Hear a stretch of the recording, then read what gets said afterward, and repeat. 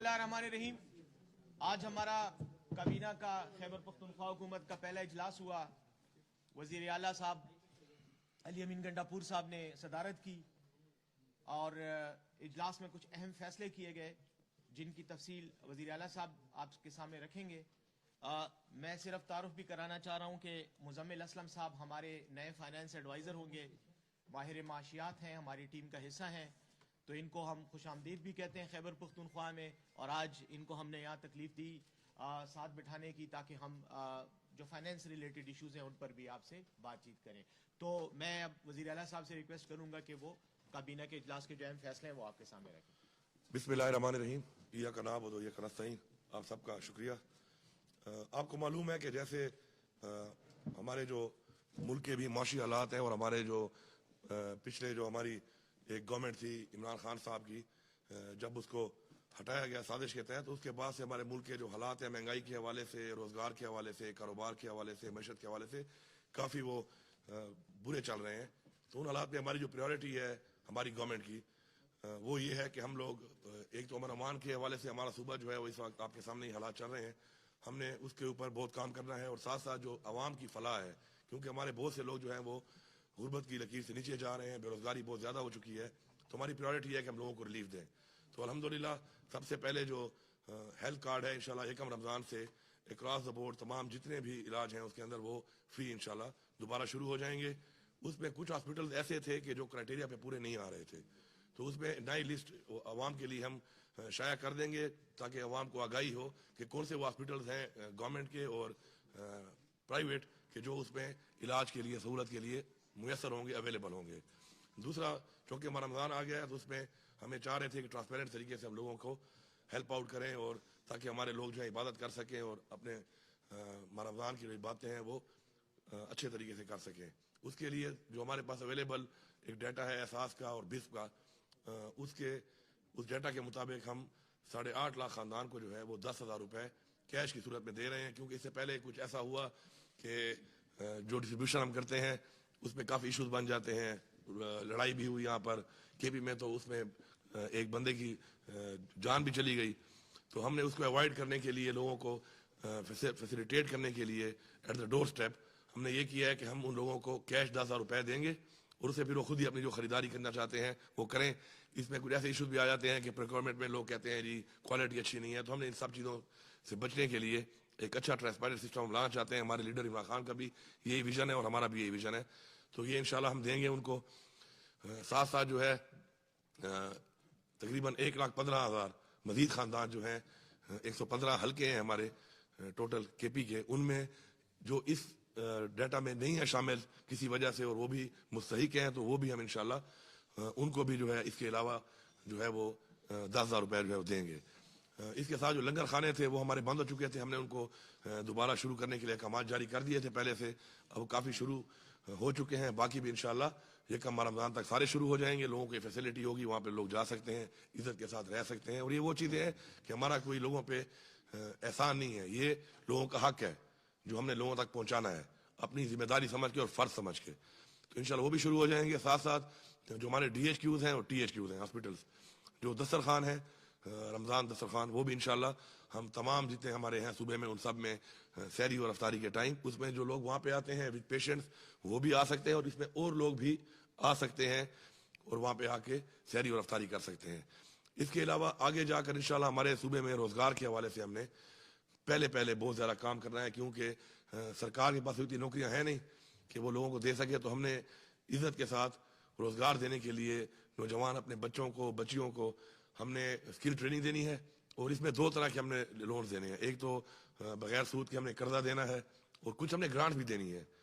और उसमें जो लोग वेल क्वालिफाइड होंगे, जो हमारे पास ऑलरेडी उनकी ट्रेनिंग होगी, तो उनको हम इंशाल्लाह ग्रांट की सूरत में जो बहुत सारा पैसा हमारा जा रहा है मुख्तलिफ मदों में ज़ाया हो रहा है मैं ये कहूँगा, तो उनको हम इंशाल्लाह ठीक करेंगे और हम कोशिश करेंगे कि उन पैसों को हम सही यूटिलाइज़ करें और आवाम की फलाह के ऊपर वो पैसा लगाया जाए। तो इंशाल्लाह वक्त के साथ साथ आपसे हमारा रब्ता रहेगा।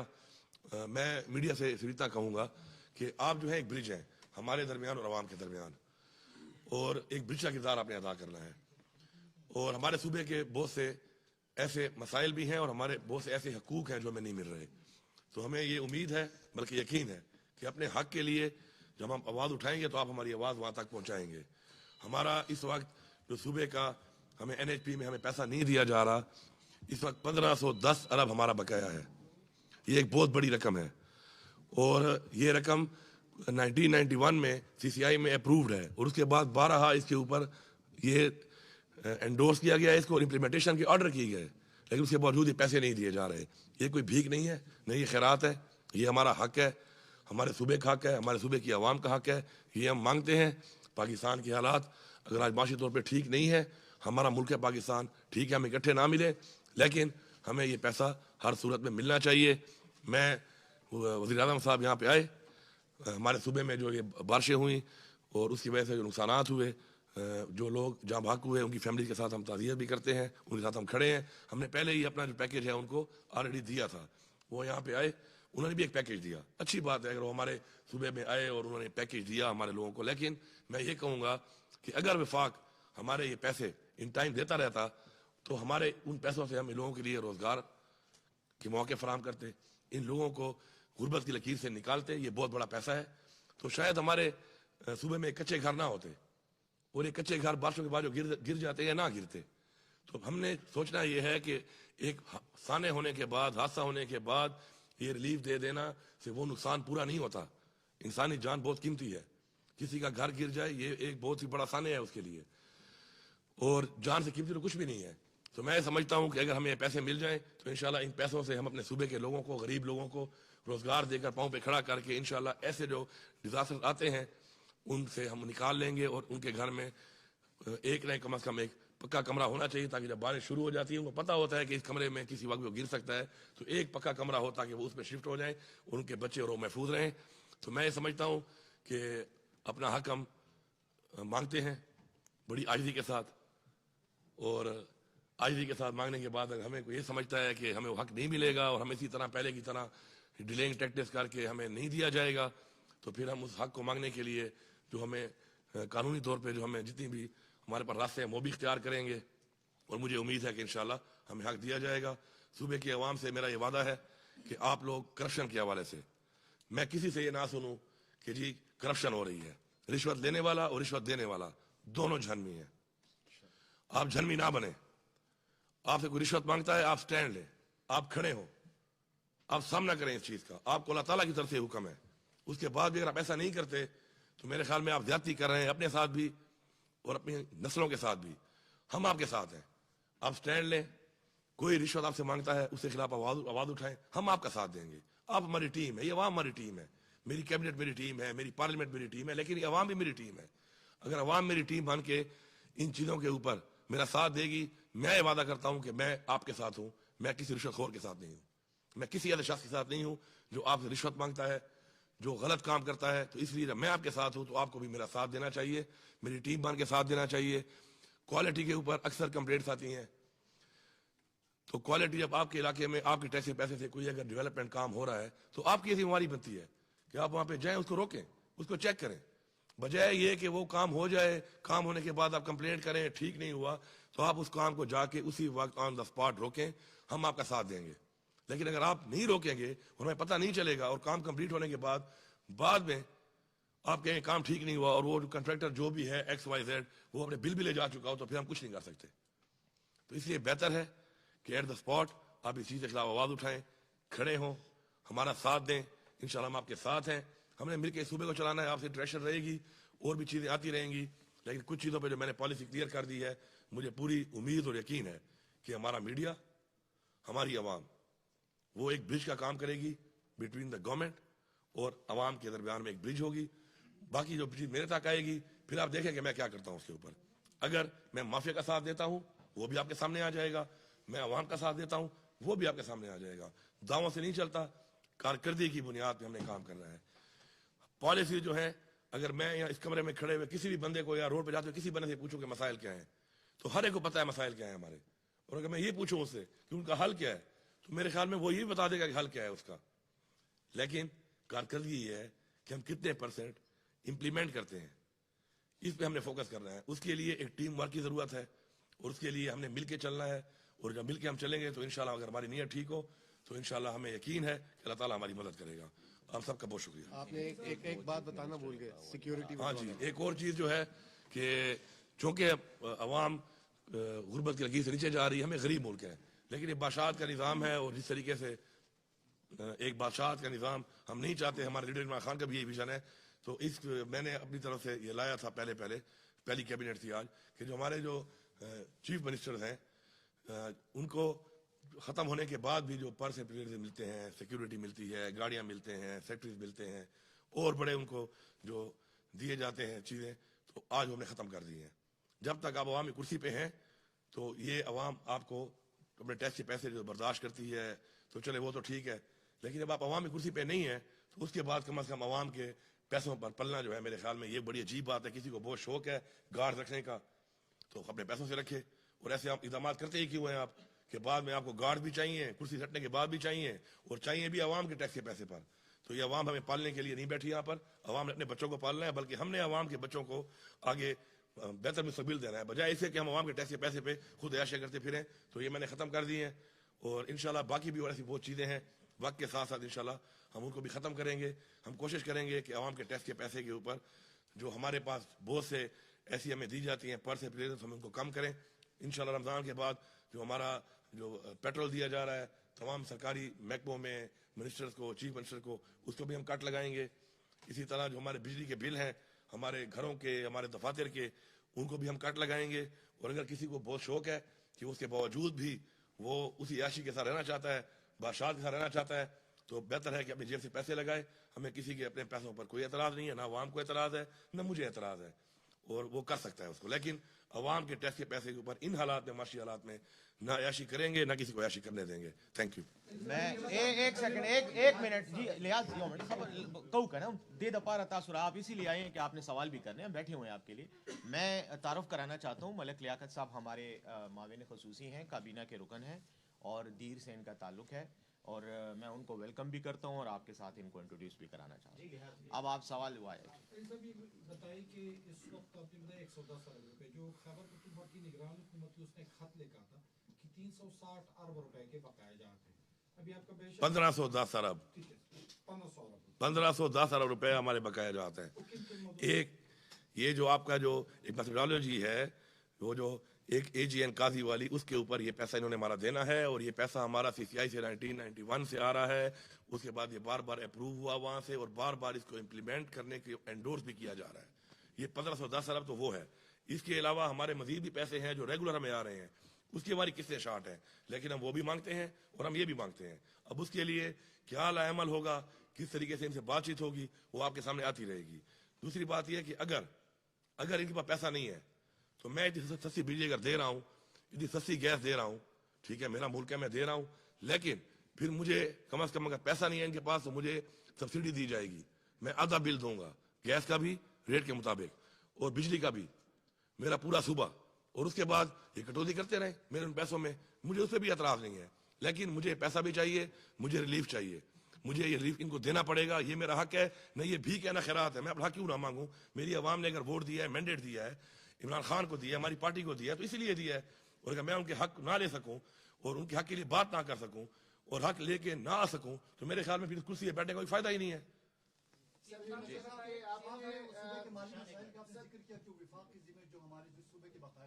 तो बेहतर ना होता कि आप जब वज़ीर-ए-आज़म पेशावर तशरीफ लाए थे, आप पेशावर में वज़ीर-ए-आज़म का इस्तकबाल करते, आप उनके सामने सूबे के हुकूक उनके हवाले से अपना मुकदमा रखते, आप वज़ीर-ए-आज़म से नहीं मिले, और आगे फिर आपके क्या इरादे हैं कि वफाकी हुकूमत के साथ एक वर्किंग रिलेशनशिप आपने रखना है, या जो सियासी मुखासमत है उसी को लेकर आगे बढ़ना है? देखिए, एक तो है ना हमारा नजरियाती इख्तिलाफ, वो तो रहेगा, सियासी इख्तिलाफ है वो भी रहेगा। हमारा मैंडेट चोरी हुआ है फॉर्म 45 के मुताबिक, इस सूबे में भी मेरा मैंडेट चोरी हुआ है, पाकिस्तान के अलावा पूरे इस सूबे में भी मैंडेट चोरी हुआ है। उसके ऊपर हम आज भी ये डिमांड करते हैं, हमारा इतवार के दिन जो है इसके ऊपर हमारा पीसफुल प्रोटेस्ट भी है कि हम डिमांड करते हैं कि इसके ऊपर एक इंडिपेंडेंट जुडिशल कमीशन बनाया जाए। और हमारा मैंडेट, ये मैंडेट हमारा नहीं, अवाम का है, ये अवाम का मैंडेट है। अवाम का मैंडेट चोरी करके ऐसे लोगों को मुसल्लत ना किया जाए जिनकी वजह से पहले पाकिस्तान का ये हाल हुआ है। आपने देखा इमरान खान को जब हटाया गया, उसके बाद के मुल्क के हालात आप देखें, डॉलर का क्या रेट था, पेट्रोल डीजल का क्या रेट था, खाने पीने की अशिया का क्या रेट था, बिजली का यूनिट कितने का था, रोजगार कितना था, इंडस्ट्री कितनी चल रही थी, कारोबार की क्या नौयत थी इस पूरे मुल्क के अंदर, इसके अलावा आपके एक्सपोर्ट की क्या पोजीशन थी, और उनके जाने के बाद से अब तक आप हाल देख लें। पाकिस्तान की मेरे ख्याल में तारीख की बदतरीन गवर्नेंस इन्होंने की है, और बदतरीन इस वक्त महंगाई हमारे पे मुसलत की गई है। अब दोबारा इन नए लोगों को फिर मैंडेट चोरी करके बिठाया गया है। अगर अवाम इनको लाती, हमें कोई एतराज नहीं था। और हम क्या कह रहे हैं, हम कहते हैं फ्री एंड फेयर अब कमीशन बनाए, और ये हमारे फॉर्म 45 पे रिजल्ट है, उसके मुताबिक हमें अपना हक दिया जाए, अवाम को हक दिया जाए। दूसरी जो आपने बात की, अब जैसे भी है अब वो बैठ गए हैं, हम अपना मैंडेट चोरी हुआ है उसकी आवाज कानूनी तौर पे उठाते रहेंगे, हक मांगते रहेंगे। साथ साथ अब जो बैठ गए हैं, तो जो आप कह रहे हैं कि उसके लिए जो हमारा वर्किंग रिलेशन है, जाहिर बात है हमें रखना है, हम चलेंगे, हमारे जो हकूक हैं, हमारी जो चीजें हैं सूबे की, उनके हवाले से हम बात भी करेंगे, हम बैठेंगे भी सही। हम इनके साथ बैठ के बातचीत में इनके ऊपर प्रेशर नहीं डालते इस तरह का कि हमें फौरन दे दो। हम पाकिस्तान के हालात को देखकर, फेडरल गवर्नमेंट के हालात को देखकर इनके साथ बैठ के हमारी जो माशी टीम है वो मामला तय करेगी। लेकिन ये कोई ना समझे कि हमें जो है वो इसी तरह ही पहले की तरह ये करके जी करते हैं और लारे लफे दिए जाएंगे। लारे शारों में हम आने वाले नहीं है। मेरे सूबे का जो हक है, मेरी आवाम का जो हक है, मैं मांगता हूं बाय हुक और बाय क्रुक, मुझे देना पड़ेगा। हाँ, उसके लिए बैठ के मामला तय करने को भी मैं तैयार हूं। मैं आपके माशी हालात को देखते हुए आपको रिलैक्स करने को भी तैयार हूं, और इसलिए मैं आपको कह रहा हूं कि मुझे कुछ पैसे उस बात में दें, कुछ पैसे खैर है मेरी कटौती आप करें, लेकिन मेरी बिजली का जो यूनिट है वो मैं आधा दूंगा। आप पैसे काटे, मेरे कर्जा तो उतार रहे हैं आपने मेरा। इसी तरह गैस में भी आपने जो इतनी महंगी कर दी है, मैं 50% आपको देने को तैयार हूं। मेरी आवाम जो है उसको आप ये फैसिलिटी और ये मैं सब्सिडी दूंगा, और ये आपको देनी पड़ेगी। तो मैं हर तरह के मामलात के लिए आईजी के साथ, खाकसारी के साथ आगे चलने के लिए रिलैक्स माहौल में इनको हर तरह की ऑफर देने को तैयार हूं। लेकिन अगर इन सब बातों के बाद कोई ये समझता है कि कोई डंडे के जोर पे या पहले जिस तरीके से इन्होंने हरकत की हैं हमारे साथ, आपके सामने है, मैं डिटेल में नहीं जाता, हमने आगे बढ़ना है। मैं पिछली बातों को अगर रिपीट करता रहा, उनमें लगा रहा, तो मेरे ख्याल में हम आगे नहीं बढ़ सकते। किसी का अगर ये ख्याल है कि ऐसी पॉलिसी इख्तियार करके हमारा मुंह बंद किया जाएगा, हमारा रास्ता रोका जाएगा, तो ये इनकी भूल है। मैं क्लियर बता रहा हूं, मैं जब तक कुर्सी पे बैठा हूं मैं कंप्रोमाइज नहीं करूंगा, ना अपने सूबे पे ना अपनी आवाम पे। साहब, ये हमेशा हमने देखा है कि जब भी वफाक में नून लीग की हुकूमत आती तो खैबर पख्तूनख्वा आटे का बहरान शदीद हो जाता है। दूसरा मेरा ये सवाल है कि खजाना खाली है, सेहत कार्ड को भी बहाल करना है, ये आपने रमजान पैकेज भी दिया, तो किस तरह मैनेज करेंगे आप, क्योंकि ये तो अरबों रुपए इस पर लागत आएगी। देखिए जी, हमारा जो खजाना जो खाली, अल्लाह ना करे खाली खजाने को, लेकिन अगर हम अपने पाँव अपनी चादर के मुताबिक फैलाएं और अपनी प्रायोरिटीज को हम रख लें सामने, तो मेरे ख्याल में कभी खजाना खाली भी नहीं होगा और हालात भी ठीक रहेंगे। हमने प्रायोरिटाइज किया है। प्रायोरिटी 1 अमन व अमान है, प्रायोरिटी 2 लोगों की वेलफेयर है, गुर्बत का खात्मा है, रोजगार है। प्रायोरिटी 3 पे फिर हमारे पास है कि हमने बेहतर जो सहूलियात देनी है तालीम के हवाले से, रोजगार के हवाले से और हेल्थ के हवाले से। उसके बाद हमारा फिर आता है डेवलपमेंट। तो हम इन चीज़ों को देखेंगे, अपनी प्रायोरिटी के मुताबिक काम करेंगे, और इंशाल्लाह आप परेशान ना हो। इंशाल्लाह हमारा खजाना जब हमें हक मिलता रहेगा तो कभी भी खाली नहीं होगा। नीयत ठीक होनी चाहिए, अदब ठीक होना चाहिए। अवाम पे जब लगाने की नीयत से हम खजाने के ऊपर खजाने को इस्तेमाल करेंगे तो अल्लाह भी हमारी मदद करेगा इंशाल्लाह। पीटीआई का मोटो है मोरूसी सियासत का खात्मा, लेकिन इल्जाम ये लग रहा है कि आपकी जो कैबिनेट तश्कील की गई उसमें मोरूसी सियासत को परवान चढ़ाया गया और उसमें बदतरीन उसमें मोरूसियत को रखा गया। जी देखिए, मोरूसी सियासत में जो है ना 2 पहलू हैं। एक है कि आप मेरिट के बगैर करें, एक है मेरिट। अब किसी का भाई होना, रिश्तेदार होना कोई गुनाह तो नहीं है। अगर एक बंदा मेरिट पे है, अवाम के वोट पे जीत के आता है, अवाम के मैंडेट से आता है, तो उसको आप मोरूसी सियासत नहीं कह सकते। अब 24 बंदों में से 2-3 बंदों का आप नाम ले रहे हैं, तो मेरे ख्याल में वो लोग हैं जिन्होंने पार्टी के लिए बड़ी कुर्बानियां दी, और उन पार्टी की कुर्बानी की बुनियाद पे उन लोगों को मौका दिया गया कि क्योंकि कुर्बानी देने वाले लोग हैं तो आके टीम में डिलीवर करें। तो मेरे ख्याल में इस तरह की छोटी छोटी बातों पर इस तरह की जो तनकीद शुरू हो जाती है, मेरे ख्याल में इसी वजह से पाकिस्तान आगे नहीं बढ़ रहा कि हम लोग छोटी छोटी बातों पे उन पे डिस्कशन करके अपना टाइम ज़ाया कर रहे हैं। हमने आगे बढ़ना है। आप ये बताएं कि जो भी है जिसका रिश्तेदार है या नहीं है, मेरा उसे कंसर्न नहीं है, उसे डिलीवर करना है। डिलीवर करेगा तो सस्टेन करेगा, नहीं करेगा तो फारिग हो जाएगा। सर एक सवाल है सर, अवामी सवाल है, आगे रमजान आ रहा है, बिजली की लोड शेडिंग, गैस सर नहीं होता, इस बारे में सर आप इकदाम करें। हाँ, ये लाजमी आपने चलाना है। अब इसमें मेरी मीटिंग हो गई है, 3 घंटे सहरी के टाइम और 3 घंटे अफ्तारी के टाइम। लोड शेडिंग किसी भी गांव में बात कर रहा हूं, अगर होगी तो एज पर कमिटमेंट मेरे साथ की है पेस्को चीफ ने, वो उसको वायलेट करेगा। ये पूरी मैं सूबे को ये पैगाम दे रहा हूं, और आपने आवाज उठानी है इसके लिए। मुझे पता नहीं चलेगा जब तक आप आवाज नहीं उठाएंगे। मैं फिर रिपीट कर रहा हूं, आप मेरी टीम है, आप मुझे बताएंगे। गैस और बिजली 3 घंटे और 3 घंटे आपको सहरी के टाइम भी मिलेगी, अफ्तारी के टाइम भी मिलेगी, दरमियाने भी मिलेगी। आगे जाके हमारे 2 तरह के लॉसेज हैं, एक हमारा है थेफ्ट चोरी, एक हमारा है लाइन लॉसेज। उस पर हमने ग्रिड्स को अपग्रेड करना है और अपनी लाइन्स को चेंज करना है, तारें चेंज करनी है। उस पर भी हमारी मीटिंग हुई है। हम पहले जाएंगे टुवर्ड जो हमारी लाइन लॉसेज हैं, जो सिस्टम में हमारे फ्लॉज हैं, उनको दूर करेंगे ताकि वो जो 17-18% है वो कवर हो जाए। फिर जो हमारा 10-12% अवाम वाला है, स्टेप 2 में हम उनके ऊपर जाएंगे। और मैंने उनको बड़ा क्लियरली बताया है कि आपने गरीब से नहीं, अमीर से शुरू करना है। हाथ अमीर को डालो, गरीब को ना डालो। गरीब के 2 पंखे हैं, 2 बल्ब हैं, आप उससे घर तो पहुंच जाते हैं, और अमीर के बंगले में उसका बिल आप चेक करें उसका कितना आ रहा है। तो हमारी पॉलिसी जो है उनको मैंने बता दी है। इंशाल्लाह रमजान में जो है लोड शेडिंग के हवाले से और फोर्स लोड शेडिंग जो है ये बिल्कुल बंद है, इसके ऊपर कोई कंप्रोमाइज नहीं है। जो शेड्यूल दिया गया है उस शेड्यूल के अलावा अगर आपकी लाइट काटी जाती है, अदर देन का इशू हो ग्रिड का या कोई फॉल्ट हो उसके अलावा, तो बिल्कुल आप उसमें मेरे तक आवाज पहुंचाएं। मैं इंश्योर करूंगा कोई ऐसा नहीं कर सकता कि हमारे पे फोर्स लोड शेडिंग करे। हमारा जो हक है हमें मिलेगा इंशाल्लाह। One by one. फिदा नंबर दे यस्तारे। आप एक जो तासुर है कि जी मरकज और सूबे में महाजर आई, और आप इधर आजिज़ी और खाकसारी के अल्फाज भी इस्तेमाल करें। एक तो आपकी आवाज़ बड़ी शानदार माशाल्लाह। आप नहीं समझते कि मरकज वाले आपकी मूंछों से डरते हैं?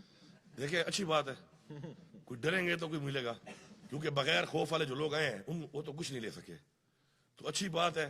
मैं ये कह रहा हूं कि मेरी आइज़ इसलिए है कि अल्लाह ताला ने आइज़ी को पसंद किया है, लेकिन अल्लाह ताला ने फिर ये भी कहा है कि अपने हक के लिए आवाज उठाओ। अमर बिल मारूफ का भी कहा है कि हक और बातिल की जंग में हक का साथ दो। तो ये बातें साथ साथ हैं। तो अगर कोई डरता है इस बात से कि मैं कोई आउट ऑफ नो वे कुछ ऐसा करूंगा, तो ये कभी भी ना मेरी पॉलिसी में है, ना मेरे लीडर इमरान खान की पॉलिसी में है। हाँ, हक के लिए खड़ा होना, हक के लिए आवाज उठाना और अपना हक मांगना और लेना जो है, इसीलिए इस अवाम ने हमें वोट दिया है, मैंडेट दिया है। ये अवाम के लिए हमने करना ही करना है, इसमें कोई दोहरी राय है ही नहीं। जो सबके फजरा के बारे में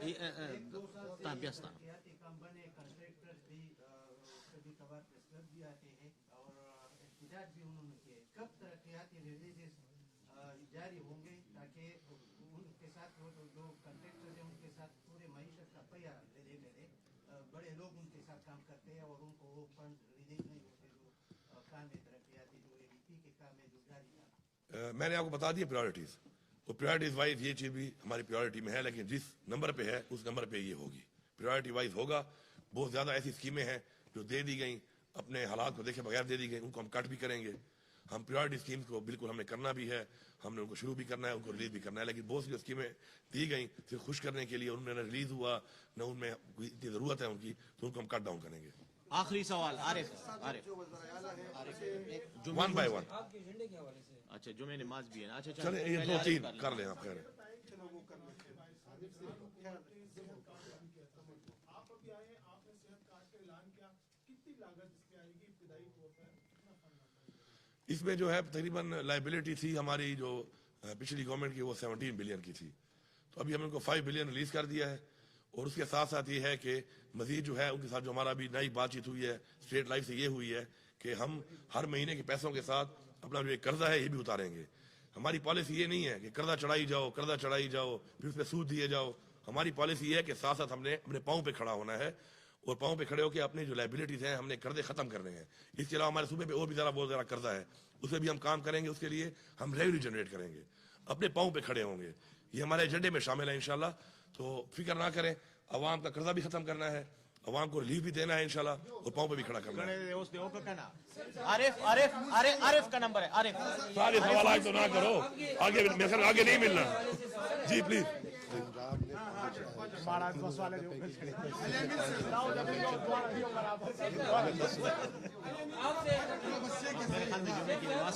आपके एजेंडे के हवाले से सवाल है कि एक तो आपने ये कहा कि रमजान पैकेज देने का तरीकाकार क्या होगा, आप खुद लिस्टें बनाएंगे, लोग अप्लाई करेंगे।